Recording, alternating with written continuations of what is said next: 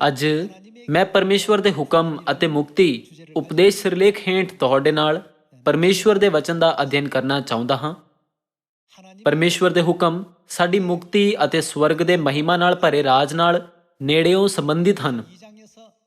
ਜਿਵੇਂ ਕਿ ਪਹਿਲਾ ਕੁਰਿੰਥੀਓ ਅਧਿਆਇ 2 ਵਿੱਚ ਲਿਖਿਆ ਹੈ, ਪਰਮੇਸ਼ਵਰ ਅਜਿਹਾ ਸਵਰਗ ਤਿਆਰ ਕਰ ਰਹੇ ਹਨ ਜਿਸ ਨੂੰ ਨਾ ਕਿਸੇ ਅੱਖ ਨੇ ਦੇਖਿਆ ਹੈ, ਨਾ ਕਿਸੇ ਕੰਨ ਨੇ ਸੁਣਿਆ ਹੈ ਅਤੇ ਨਾ ਹੀ ਕਿਸੇ ਮਨ ਨੇ ਕਲਪਨਾ ਕੀਤੀ ਹੈ। ਕਿਉਂਕਿ ਅਸੀਂ ਮਨੁੱਖ ਹੋਣ ਦੇ ਕਾਰਨ ਆਤਮਿਕ ਦੁਨੀਆ ਨੂੰ ਦੇਖਣ ਵਿੱਚ ਅਸਮਰਥ ਹਾਂ, ਇਸ ਲਈ ਇਹ ਕੁਦਰਤੀ ਹੈ ਕਿ ਸਾਡੇ ਕੋਲ ਅਧਿਕ ਚੀਜ਼ਾਂ ਦੇ ਪ੍ਰਤੀ ਕਮਜ਼ੋਰ ਇੰਦਰੀਆਂ ਅਤੇ ਧਾਰਨਾ ਹੈ। ਇਸ ਕਾਰਨ ਇੱਕ ਦਿਨ ਅਸੀਂ ਪਵਿੱਤਰ ਆਤਮਾ ਦੁਆਰਾ ਡੂੰਘਾਈ ਨਾਲ ਪ੍ਰੇਰਿਤ ਹੁੰਦੇ ਹਾਂ ਅਤੇ ਪਰਮੇਸ਼ਵਰ ਦੇ ਬਚਨਾਂ ਦੁਆਰਾ ਅਧਿਕ ਦੁਨੀਆ ਨੂੰ ਦੇਖਣ ਵਿੱਚ ਸਫਲ ਹੁੰਦੇ ਹਾਂ।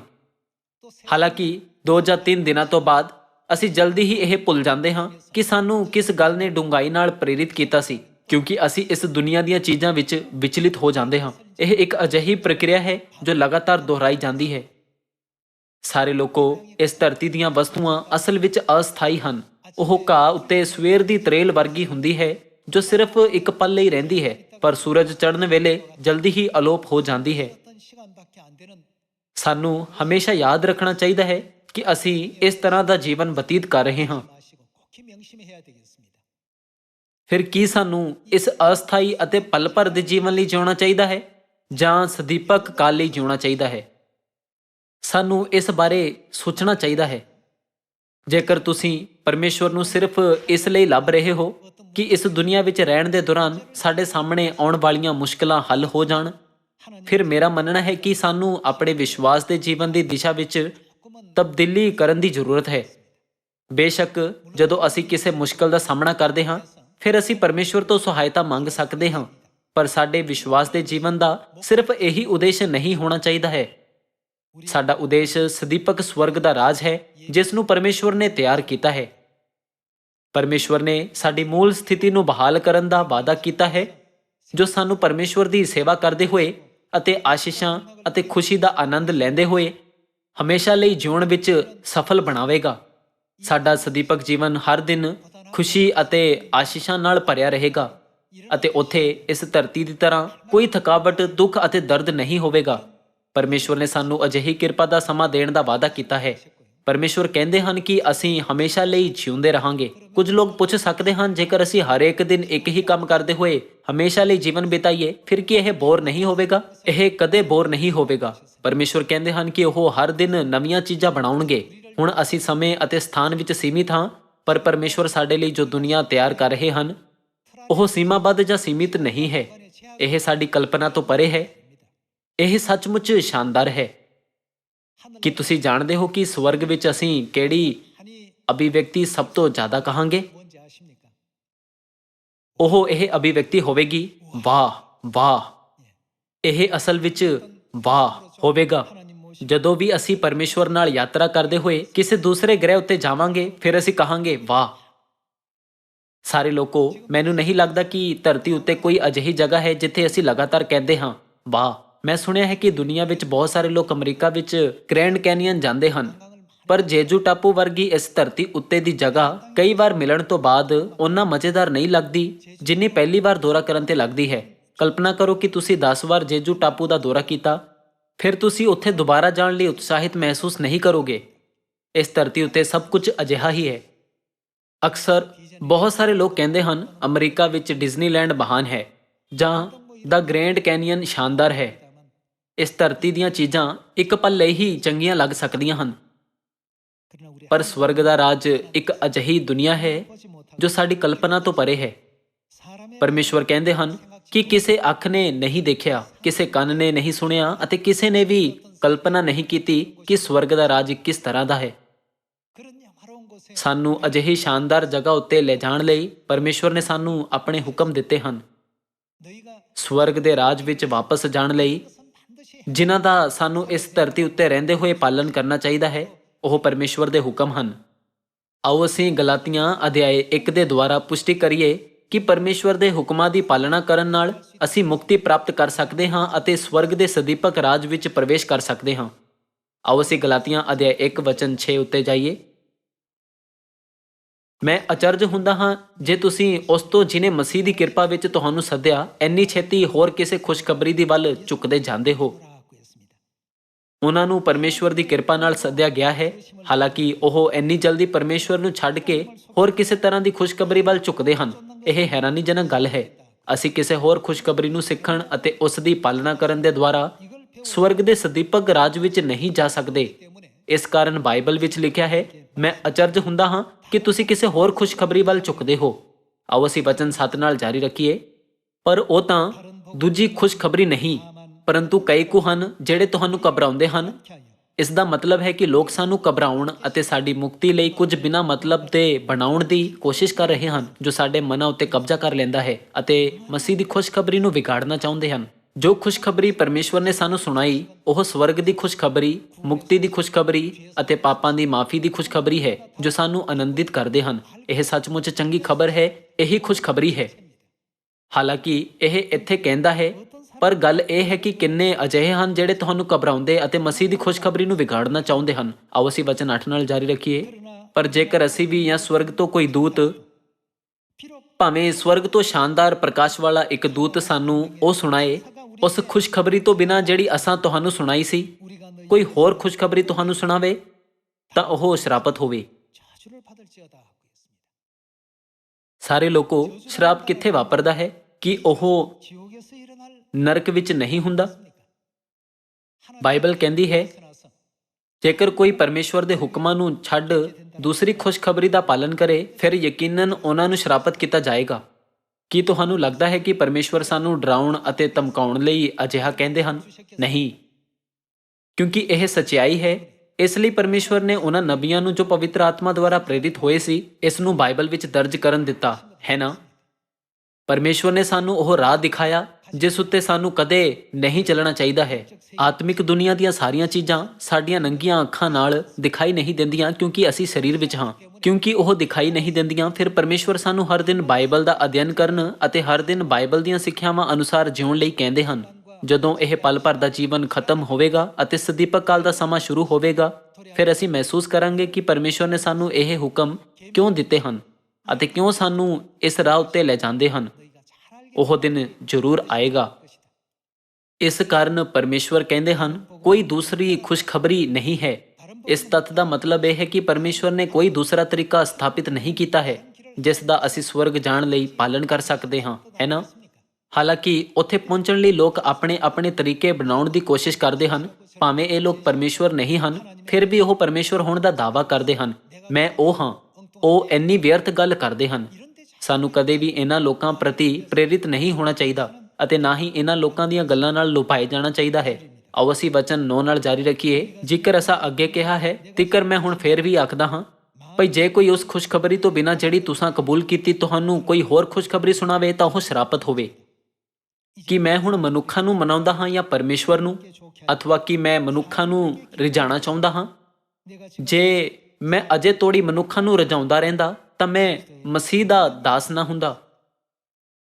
ਦੂਸਰੇ ਸ਼ਬਦਾਂ ਵਿੱਚ, ਜੇਕਰ ਮੈਂ ਇਹ ਸਿਰਫ ਲੋਕਾਂ ਵਿਚਕਾਰ ਮਸ਼ਹੂਰ ਹੋਣ ਲਈ ਕਿਹਾ ਹੈ, ਫਿਰ ਮੈਂ ਮਸੀਹ ਦਾ ਦਾਸ ਨਾ ਹੁੰਦਾ। ਮੈਂ ਸਿਰਫ ਤੁਹਾਨੂੰ ਉਹੀ ਪ੍ਰਚਾਰ ਕਰਦਾ ਹਾਂ ਜੋ ਮੈਂ ਸੁਣਿਆ, ਦੇਖਿਆ ਅਤੇ ਪਰਮੇਸ਼ਵਰ ਕੋਲੋਂ ਸਿੱਖਿਆ ਹੈ। ਕਿ ਇਹਨਾਂ ਵਚਨਾਂ ਵਿੱਚ ਰਸੂਲ ਪੌਲੁਸ ਦੇ ਕਹਿਣ ਦਾ ਇਹੀ ਮਤਲਬ ਨਹੀਂ ਹੈ? ਸਾਡੇ ਕੋਲ ਸਵਰਗ ਦਾ ਸਦੀਪਕ ਕਾਲ ਦਾ ਰਾਜ ਹੈ। ਸਵਰਗ ਦੇ ਮਹਿਮਾ ਨਾਲ ਭਰੇ ਰਾਜ ਵਿੱਚ ਸਾਡੀ ਅਗਵਾਈ ਕਰਨ ਲਈ ਪਰਮੇਸ਼ਵਰ ਨੇ ਉਹਨਾਂ ਸਭ ਪਾਪਾਂ ਅਤੇ ਅਪਰਾਧਾਂ ਨੂੰ ਮਾਫ ਕਰ ਦਿੱਤਾ ਹੈ ਜੋ ਅਸੀਂ ਸਵਰਗ ਵਿੱਚ ਕੀਤੇ ਸੀ। ਪਰਮੇਸ਼ਵਰ ਨੇ ਸਾਡੀਆਂ ਆਤਮਾਵਾਂ ਨੂੰ ਬਚਾਇਆ ਜੋ ਪਾਪ ਵਿਚਕਾਰ ਭਟਕ ਰਹੀਆਂ ਸੀ। ਅੰਤ ਵਿੱਚ ਸਾਨੂੰ ਸਵਰਗ ਦੇ ਰਾਜ ਵਿੱਚ ਲੈ ਜਾਣ ਲਈ ਪਰਮੇਸ਼ਵਰ ਨੇ ਆਪਣੇ ਨਿਯਮਾਂ ਅਤੇ ਹੁਕਮਾਂ ਨੂੰ ਸਥਾਪਿਤ ਕੀਤਾ। ਸਿਰਫ ਉਹ ਜੋ ਸੱਚਾਈ ਦੇ ਨਿਯਮਾਂ ਦਾ ਪਾਲਨ ਕਰਦੇ ਹਨ, ਉਹਨਾਂ ਨੂੰ ਹੀ ਉਹਨਾਂ ਲੋਕਾਂ ਦੇ ਰੂਪ ਵਿੱਚ ਮੰਨਿਆ ਜਾ ਸਕਦਾ ਹੈ ਜਿਨ੍ਹਾਂ ਨੇ ਅਸਲ ਵਿੱਚ ਆਪਣੇ ਮਨਾਂ ਵਿਚਕਾਰ ਪਰਮੇਸ਼ਵਰ ਨੂੰ ਸਵੀਕਾਰ ਕੀਤਾ ਹੈ। ਇਸ ਕਾਰਨ ਕਰਕੇ ਪਰਮੇਸ਼ਵਰ ਨੇ ਆਪਣੇ ਹੁਕਮਾਂ ਨੂੰ ਆਪਣੇ ਲੋਕਾਂ ਲਈ ਨਿਸ਼ਾਨੀ ਦੇ ਰੂਪ ਵਿੱਚ ਸਥਾਪਿਤ ਕੀਤਾ ਹੈ। ਜਿਨ੍ਹਾਂ ਕੋਲ ਪਰਮੇਸ਼ਵਰ ਦੇ ਹੁਕਮ ਹਨ ਅਤੇ ਜਿਨ੍ਹਾਂ ਕੋਲ ਨਹੀਂ ਹਨ, ਉਹਨਾਂ ਵਿਚਕਾਰ ਸਪਸ਼ਟ ਫਰਕ ਹੈ। ਭਾਵੇਂ ਅਸੀਂ ਸਰੀਰਕ ਰੂਪ ਨਾਲ ਉਸ ਚੀਜ਼ ਨੂੰ ਨਹੀਂ ਦੇਖ ਸਕਦੇ ਹਾਂ, ਪਰ ਸਵਰਗਦੂਤਾਂ ਦੀ ਦੁਨੀਆ ਤੋਂ ਨਸ਼ਟ ਕਰਨ ਵਾਲੇ ਸਵਰਗਦੂਤ ਯਕੀਨਨ ਰੂਪ ਤੋਂ ਇਸ ਸਪਸ਼ਟ ਨਿਸ਼ਾਨੀ ਨੂੰ ਦੇਖ ਸਕਦੇ ਹਨ। ਗਲਾਤੀਆਂ ਅਧਿਆਇ 1 ਵਿੱਚ ਲਿਖਿਆ ਹੈ, ਮੈਂ ਅਚਰਜ ਹੁੰਦਾ ਹਾਂ ਕਿ ਤੁਸੀਂ ਕੋਈ ਹੋਰ ਖੁਸ਼ਖਬਰੀ ਵੱਲ ਝੁਕਦੇ ਜਾਂਦੇ ਹੋ। ਰਸੂਲ ਪੌਲੁਸ ਦੇ ਕਹਿਣ ਦਾ ਇਹ ਮਤਲਬ ਸੀ, ਤੁਸੀਂ ਉਸ ਸੱਚਾਈ ਦਾ ਪਾਲਨ ਕਰਨ ਦੀ ਬਜਾਏ ਜੋ ਤੁਸੀਂ ਪਰਮੇਸ਼ਵਰ ਕੋਲੋਂ ਪ੍ਰਾਪਤ ਕੀਤੀ ਹੈ, ਉਸ ਚੀਜ਼ ਦਾ ਪਾਲਨ ਕਿਉਂ ਕਰ ਰਹੇ ਹੋ ਜੋ ਪਰਮੇਸ਼ਵਰ ਦੀ ਸਿੱਖਿਆ ਨਹੀਂ ਹੈ। ਜਦੋਂ ਵੀ ਅਸੀਂ ਬਾਈਬਲ ਦੇ ਵਚਨਾਂ ਦੀ ਜਾਂਚ ਕਰਦੇ ਹਾਂ, ਫਿਰ ਸਾਨੂੰ ਹਮੇਸ਼ਾ ਯਾਦ ਰੱਖਣਾ ਚਾਹੀਦਾ ਹੈ ਕਿ ਪ੍ਰਕਾਸ਼ ਦੀ ਪੋਥੀ ਅਧਿਆਇ 22 ਵਚਨ 18 ਵਿੱਚ ਕੀ ਲਿਖਿਆ ਹੈ। ਪਰਮੇਸ਼ਵਰ ਦੇ ਵਚਨਾਂ ਵਿੱਚ ਕੁਝ ਵੀ ਨਾ ਵਧਾਓ, ਪਰਮੇਸ਼ਵਰ ਦੇ ਵਚਨਾਂ ਵਿੱਚੋਂ ਕੁਝ ਵੀ ਨਾ ਘਟਾਓ। ਆਓ ਅਸੀਂ ਇਸ ਮਾਮਲੇ ਨੂੰ ਆਪਣੇ ਮਨ ਵਿੱਚ ਰੱਖੀਏ। ਭਾਵੇਂ ਉਹ ਇੱਕ ਚਮਕਦਾਰ ਸਵਰਗਦੂਤ ਹੋਵੇ ਜੋ ਦੂਸਰੀ ਖੁਸ਼ਖਬਰੀ ਦਾ ਪ੍ਰਚਾਰ ਕਰਦਾ ਹੈ, ਜੇਕਰ ਉਹ ਮਸੀਹ ਦੀ ਖੁਸ਼ਖਬਰੀ ਤੋਂ ਇਲਾਵਾ ਕਿਸੇ ਹੋਰ ਚੀਜ਼ ਦਾ ਪ੍ਰਚਾਰ ਕਰੇ, ਫਿਰ ਉਹ ਸਦੀਪਕ ਕਾਲ ਲਈ ਸ਼ਰਾਪਤ ਹੋਵੇਗਾ। ਅਸੀਂ ਪੁਸ਼ਟੀ ਕਰ ਸਕਦੇ ਹਾਂ ਕਿ ਪਰਮੇਸ਼ਵਰ ਨੇ ਇਸ ਚੇਤਾਵਨੀ ਉੱਤੇ ਵਾਰ-ਵਾਰ ਜ਼ੋਰ ਦਿੱਤਾ। ਫਿਰ ਪਹਿਲੇ ਚਰਚ ਦੇ ਵਿਸ਼ਵਾਸ ਦੇ ਸਭ ਪੁਰਖਿਆਂ ਨੇ ਮਸੀਹ ਦੀ ਸੱਚੀ ਖੁਸ਼ਖਬਰੀ ਵਿੱਚ ਆਪਣੇ ਵਿਸ਼ਵਾਸ ਨੂੰ ਕਿੰਨੀ ਮਜ਼ਬੂਤੀ ਨਾਲ ਫੜਿਆ ਹੋਇਆ ਸੀ। ਜਦੋਂ ਅਸੀਂ ਨਵੇਂ ਨੇਮ ਵਿੱਚ ਲਿਖੇ ਗਏ ਸਾਰਿਆਂ ਰਿਕਾਰਡਾਂ ਨੂੰ ਦੇਖਦੇ ਹਾਂ, ਫਿਰ ਅਸੀਂ ਪੁਸ਼ਟੀ ਕਰ ਸਕਦੇ ਹਾਂ ਕਿ ਪਹਿਲੇ ਚਰਚ ਦੇ ਸੰਤਾਂ ਨੇ ਇਸ ਖੁਸ਼ਖਬਰੀ ਵਿੱਚ ਆਪਣਾ ਵਿਸ਼ਵਾਸ ਪੂਰੀ ਤਰ੍ਹਾਂ ਰੱਖਿਆ ਸੀ। ਆਓ ਅਸੀਂ ਅਫਸੀਆਂ ਅਧਿਆਇ 2 ਵਚਨ 19 ਉੱਤੇ ਜਾਈਏ। ਅਧਿਆਇ 2 ਵਚਨ 19। ਸੋ ਹੁਣ ਤੋਂ ਤੁਸੀਂ ਓਪਰੇ ਅਤੇ ਪਰਦੇਸੀ ਨਹੀਂ, ਸਗੋਂ ਸੰਤਾਂ ਦੇ ਵਤਨੀ ਅਤੇ ਪਰਮੇਸ਼ਵਰ ਦੇ ਘਰਾਣੇ ਦੇ ਹੋ। ਪਰਮੇਸ਼ਵਰ ਦੇ ਘਰਾਣੇ ਦੇ ਦਾ ਮਤਲਬ ਹੈ ਕਿ ਉਹ ਪਰਮੇਸ਼ਵਰ ਦੇ ਪਰਿਵਾਰ ਦੇ ਮੈਂਬਰ ਹਨ। ਦੂਸਰੇ ਸ਼ਬਦਾਂ ਵਿੱਚ ਉਹ ਪਰਮੇਸ਼ਵਰ ਦੀ ਸੰਤਾਨ ਹਨ। ਆਓ ਅਸੀਂ ਵਚਨ 20 ਨਾਲ ਜਾਰੀ ਰੱਖੀਏ। ਅਤੇ ਰਸੂਲਾਂ ਅਤੇ ਨਬੀਆਂ ਦੀ ਨੀਂਹ ਉੱਤੇ ਬਣੇ ਹੋ। ਇੱਥੇ ਦਰਜ ਕੀਤੇ ਗਏ ਨਬੀਆਂ ਦੇ ਬਾਰੇ ਕਹੀਏ ਤਾਂ ਪੁਰਾਣੇ ਨੇਮ ਦੇ ਸਮੇਂ ਵਿੱਚ ਨਬੀ ਸਨ, ਪਰ ਨਵੇਂ ਨੇਮ ਦੇ ਸਮੇਂ ਵਿੱਚ ਵੀ ਖੁਸ਼ਖਬਰੀ ਦੇ ਨਬੀ ਹਨ। ਕਿ ਰਸੂਲ ਪੌਲੁਸ ਅਫਸੀਆਂ ਵਿੱਚ ਲਿਖੀ ਗਈ ਸਾਰੀਆਂ ਸਿੱਖਿਆਵਾਂ ਅਤੇ ਉਪਦੇਸ਼ਾਂ ਨੂੰ ਪਹਿਲੇ ਚਰਚ ਦੇ ਸੰਤਾਂ ਨੂੰ ਨਹੀਂ ਦੇ ਰਿਹਾ ਹੈ?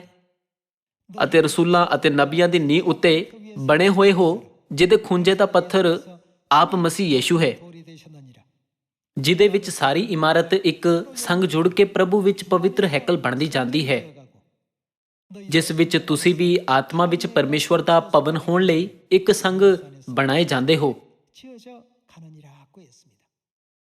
ਕੀ ਇਹਨਾਂ ਵਚਨਾਂ ਦਾ ਇਹ ਮਤਲਬ ਨਹੀਂ ਹੈ ਕਿ ਸਾਨੂੰ ਉਸ ਖੁਸ਼ਖਬਰੀ ਦੇ ਰਾਹ ਦਾ ਜਿਵੇਂ ਉਹ ਹੈ ਉਸ ਤਰ੍ਹਾਂ ਹੀ ਪਾਲਨ ਕਰਨਾ ਚਾਹੀਦਾ ਹੈ ਜਿਸ ਉੱਤੇ ਰਸੂਲ ਪੌਲੁਸ ਅਤੇ ਨਬੀ ਚੱਲੇ ਸੀ? ਹਾਲਾਂਕਿ ਅੱਜ ਸਾਡੇ ਆਲੇ ਦੁਆਲੇ ਦੇ ਸਭ ਚਰਚਾਂ ਉੱਤੇ ਇੱਕ ਨਜ਼ਰ ਪਾਈਏ ਅਤੇ ਉਸ ਦੀ ਜਾਂਚ ਕਰੀਏ ਕਿ ਕੋਈ ਚਰਚ ਹੈ ਜੋ ਉਸ ਰਾਹ ਦਾ ਪਾਲਨ ਕਰਦੇ ਹਨ ਜਿਸ ਉੱਤੇ ਰਸੂਲ ਅਤੇ ਨਬੀ ਚੱਲੇ ਸੀ। ਅਸੀਂ ਪਰਮੇਸ਼ਵਰ ਦੇ ਹੁਕਮਾਂ ਦੁਆਰਾ ਇਸ ਮਾਮਲੇ ਨੂੰ ਆਸਾਨੀ ਨਾਲ ਸਮਝ ਸਕਦੇ ਹਾਂ। ਕੀ ਰਸੂਲਾਂ ਨੇ ਐਤਵਾਰ ਦੀ ਆਰਾਧਨਾ ਕੀਤੀ ਸੀ? ਨਹੀਂ, ਉਹਨਾਂ ਨੇ ਉਹ ਨਹੀਂ ਕੀਤੀ। ਕਿ ਰਸੂਲਾਂ ਨੇ ਕ੍ਰਿਸਮਸ ਮਨਾਇਆ? ਨਹੀਂ, ਉਹਨਾਂ ਨੇ ਨਹੀਂ ਮਨਾਇਆ। ਕਿ ਰਸੂਲਾਂ ਨੇ ਸਲੀਬ ਦੀ ਸਥਾਪਨਾ ਕੀਤੀ ਸੀ ਅਤੇ ਇਸ ਨੂੰ ਉਪਾਸਨਾ ਕਰਨ ਦੀ ਵਸਤੂ ਮੰਨਿਆ ਸੀ? ਨਹੀਂ, ਉਹਨਾਂ ਨੇ ਅਜਿਹਾ ਨਹੀਂ ਕੀਤਾ ਸੀ। ਫਿਰ ਰਸੂਲ ਅਤੇ ਨਬੀ ਸੱਚਾਈ ਦੇ ਕਿਸ ਰਾਹ ਉੱਤੇ ਚੱਲੇ? ਜਦੋਂ ਵੀ ਅਸੀਂ ਬਾਈਬਲ ਦੀਆਂ 66 ਪੁਸਤਕਾਂ ਵਿੱਚ ਲਿਖੀਆਂ ਗੱਲਾਂ ਦਾ ਅਧਿਐਨ ਕਰਦੇ ਹਾਂ, ਫਿਰ ਅਸੀਂ ਆਸਾਨੀ ਨਾਲ ਸਮਝ ਸਕਦੇ ਹਾਂ ਕਿ ਉਹ ਕਿਸ ਰਾਹ ਉੱਤੇ ਚੱਲੇ ਸੀ। ਹੁਣ ਅਸੀਂ ਸਬਤ ਦੇ ਦਿਨ ਉੱਤੇ, ਜੋ ਸ਼ਨੀਵਾਰ ਹੈ, ਪਰਮੇਸ਼ਵਰ ਦੀ ਆਰਾਧਨਾ ਕਰਦੇ ਹਾਂ। ਦੁਨੀਆ ਦੇ ਚਰਚ ਐਤਵਾਰ ਨੂੰ ਪਰਮੇਸ਼ਵਰ ਦੀ ਆਰਾਧਨਾ ਕਰਦੇ ਹਨ। ਸਾਨੂੰ ਆਪਣੇ ਆਪ ਨੂੰ ਇਹ ਸਵਾਲ ਪੁੱਛਣਾ ਚਾਹੀਦਾ ਹੈ, ਰਸੂਲਾਂ ਅਤੇ ਨਬੀਆਂ ਦੇ ਦ੍ਰਿਸ਼ਟੀਕੋਣ ਨਾਲ ਉਹ ਕਿਹੜਾ ਚਰਚ ਹੈ ਜੋ ਰਸੂਲਾਂ ਦੀ ਨੀਂਹ ਉੱਤੇ ਸਥਾਪਿਤ ਹੋਇਆ ਸੀ? ਜਿਵੇਂ ਇਤਿਹਾਸ ਸਪਸ਼ਟ ਰੂਪ ਨਾਲ ਦਿਖਾਉਂਦਾ ਹੈ, 321 ਈਸਵੀ ਵਿੱਚ ਸਮਰਾਟ ਕੌਂਸਟੈਂਟੀਨ ਨੇ ਐਤਵਾਰ ਨੂੰ ਆਰਾਮ ਦੇ ਅਧਿਕਾਰਤ ਦਿਨ ਦੇ ਰੂਪ ਵਿੱਚ ਸਥਾਪਿਤ ਕਰਨ ਵਾਲੇ ਇੱਕ ਹੁਕਮ ਦੀ ਘੋਸ਼ਣਾ ਕੀਤੀ ਅਤੇ ਐਤਵਾਰ ਦੀ ਆਰਾਧਨਾ ਸ਼ੁਰੂ ਹੋਈ, ਜਿਸ ਨੂੰ ਲੋਕ ਅੱਜ ਮਨਾ ਰਹੇ ਹਨ। ਅਸੀਂ ਇਹ ਵੀ ਚੰਗੀ ਤਰ੍ਹਾਂ ਜਾਣਦੇ ਹਾਂ ਕਿ ਕ੍ਰਿਸਮਸ, ਜੋ ਰੋਮਨ ਤਿਉਹਾਰਾਂ ਵਿੱਚੋਂ ਇੱਕ ਮੂਰਤੀ ਪੂਜਕ ਧਾਰਮਿਕ ਸਮਾਰੋਹ ਹੈ, 354 ਈਸਵੀ ਵਿੱਚ ਚਰਚ ਵਿੱਚ ਘੁਸਪੈਠ ਕੀਤੀ, ਕਿਉਂਕਿ ਚਰਚ ਬਹੁਤ ਭ੍ਰਿਸ਼ਟ ਹੋ ਗਿਆ ਸੀ। ਲਗਭਗ 431 ਈਸਵੀ ਵਿੱਚ ਸਲੀਬ ਨੂੰ ਚਰਚਾਂ ਵਿੱਚ ਅਤੇ ਉਹਨਾਂ ਦੇ ਦਫ਼ਤਰਾਂ ਵਿੱਚ ਲਿਆਇਆ ਗਿਆ ਸੀ। ਕੀ ਇਹਨਾਂ ਸਮਿਆਂ ਵਿੱਚ ਕੋਈ ਰਸੂਲ ਜਿਉਂਦਾ ਸੀ? ਨਹੀਂ, ਕੋਈ ਵੀ ਰਸੂਲ ਜਿਉਂਦਾ ਨਹੀਂ ਸੀ। ਅਸੀਂ ਦੇਖ ਸਕਦੇ ਹਾਂ ਕਿ ਇੰਨੀਆਂ ਸਾਰੀਆਂ ਰੀਤੀਆਂ ਨੂੰ ਰਸੂਲ ਯੂਹੰਨਾ ਦੀ ਮੌਤ ਤੋਂ ਬਾਅਦ ਚਰਚਾਂ ਵਿੱਚ ਸਵੀਕਾਰ ਕੀਤਾ ਗਿਆ ਸੀ, ਜੋ ਅੰਤਿਮ ਰਸੂਲ ਸੀ। ਫਿਰ ਅੱਜ ਦੇ ਚਰਚਾਂ ਵਿੱਚ ਮਨਾਈਆਂ ਜਾਣ ਵਾਲੀਆਂ ਸਾਰੀਆਂ ਰੀਤੀਆਂ ਅਤੇ ਨਿਯਮ ਕਿੱਥੋਂ ਆਏ? ਕੀ ਉਹ ਰੀਤੀਆਂ ਅਤੇ ਨਿਯਮ ਪਰਮੇਸ਼ਵਰ ਵੱਲੋਂ ਆਏ ਹਨ? ਜੇਕਰ ਨਹੀਂ, ਫਿਰ ਉਹਨਾਂ ਨੂੰ ਮਨਾਉਣ ਵਾਲੇ ਚਰਚ ਗਲਾਤੀਆਂ 1 ਦੇ ਅਨੁਸਾਰ ਸਰਾਪਤ ਹੋਣਗੇ।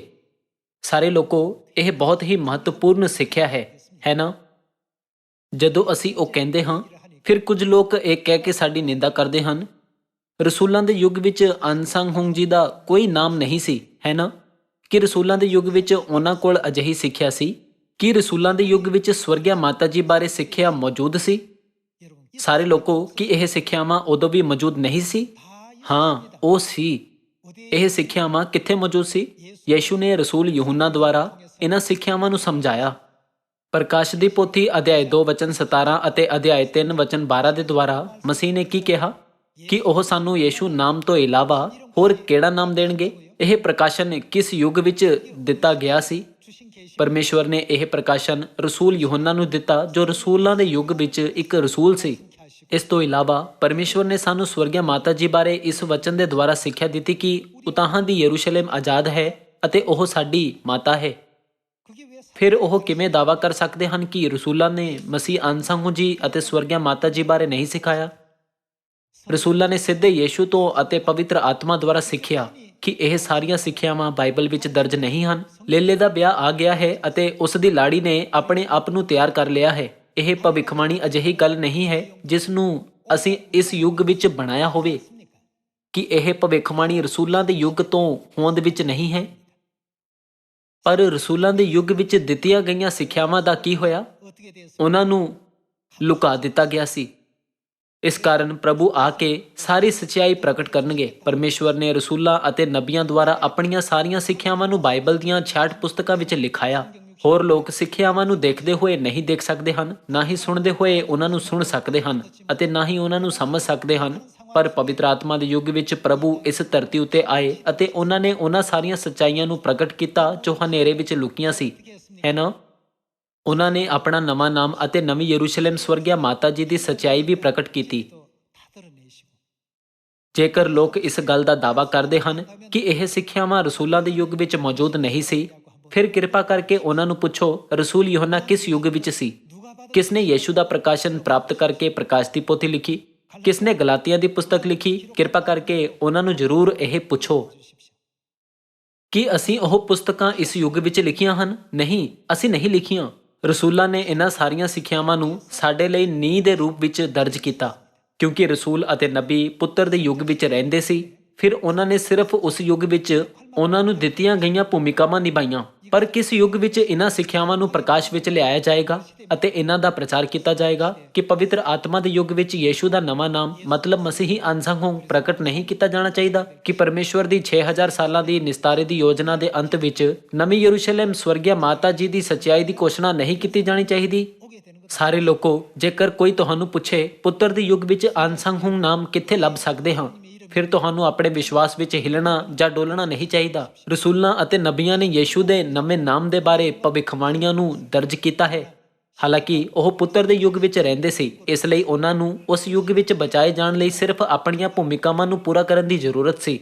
ਅਸੀਂ ਪਵਿੱਤਰ ਆਤਮਾ ਦੇ ਯੁੱਗ ਵਿੱਚ ਜੀ ਰਹੇ ਹਾਂ। ਹੁਣ ਅਸੀਂ ਉਸ ਯੁੱਗ ਵਿੱਚ ਜੀ ਰਹੇ ਹਾਂ ਜਦੋਂ ਅਸੀਂ ਯੀਸ਼ੂ ਦੇ ਨਵੇਂ ਨਾਮ ਦੀ ਵਰਤੋਂ ਕਰਦੇ ਹਾਂ, ਜਿਸ ਬਾਰੇ ਯੀਸ਼ੂ ਨੇ ਗੱਲ ਕੀਤੀ ਸੀ।